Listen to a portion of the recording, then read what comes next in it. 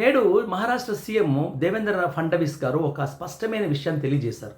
భారత రాజ్యాంగం ప్రకారము ఎక్స్ట్రాడినరీ చట్టం 1950 ప్రకారము ఎవరైతే హిందువులు, సిక్కులు, బౌద్ధులు మాత్రమే ఈ ఎస్సీ రిజర్వేషన్కి అనుబంధం చెందుతుంది, అన్య మతస్థులు ఎవరుంటే వాళ్ళకి రద్దు చేస్తామని కుండల బద్దలు కొట్టి చెప్పడం జరిగింది. అంటే స్పష్టంగా తెలియచేయడం జరిగింది. ఇది నిజమైన విషయం, దీంట్లో ఎటువంటి మార్పు లేదు, సత్యమైనటువంటి విషయం. భారత రాజ్యాంగంలో ఉండేటువంటి విషయాన్ని చాలా supreme court, Madras high court, Amaravati high court, తర్వాత ఇతర కోర్టులు కూడా స్పష్టంగా తెలియజేయబడింది. ఏమని?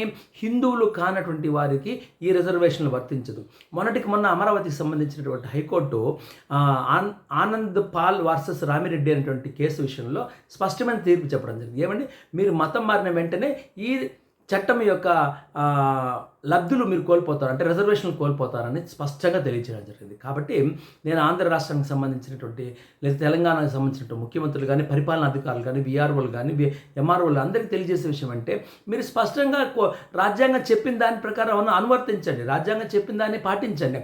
ముఖ్యంగా విఆర్ఓలు, ఎంఆర్ఓలు వీటి వాళ్ళు ఏమీ పరిశీలించక కుల ధ్రువపత్రాలు ఇస్తున్నారు. ఈ కుల ధ్రువపత్రాలు వాళ్ళు ఏమవుతారు, తర్వాత మీరే ఇరుక్కుంటారు.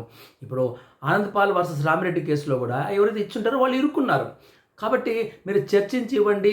ఎవరైతే మతస్థులుగా ఉండే వాళ్ళకి ఈ సర్టిఫికేట్లు రద్దు చేయాలని వినతి.